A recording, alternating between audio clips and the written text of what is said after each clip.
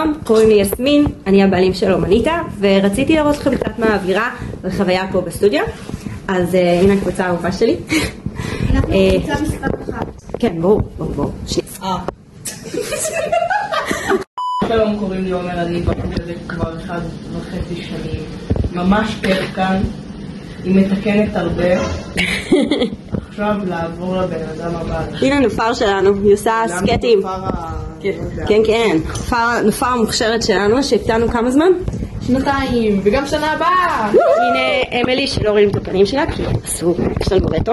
אבל תראו כמה היא מוכשרת, איזה כיף זה לראות את זה, נכון? והופה, יש לנו פה שפכטלים. אני מיטה ואני כאן 7 שנים. כן, אני חצי מגדלת אותה, בסלח לי, שעה בשבוע. את האמא השנייה שלי.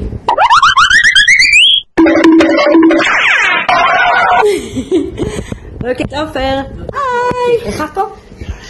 ייי! אז כמו הקבוצה המקסימה הזאת שראיתם עכשיו, יש לי עוד קבוצות ויש בהם מקומות שמחכים לכם.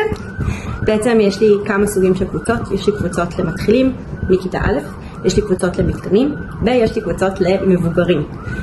כל אחד עם הקטע שלו.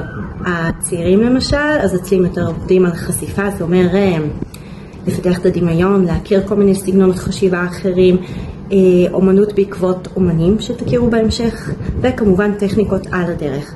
אצל המתקדמים אז כבר צריך סבלנות וריכוז, נכנסים לטכניקות של עומק, והכל כמובן באווירה של הנאה וכיף וחיבור. זה מאוד מאוד מאוד חשוב, אנחנו עושים פה דברים באהבה.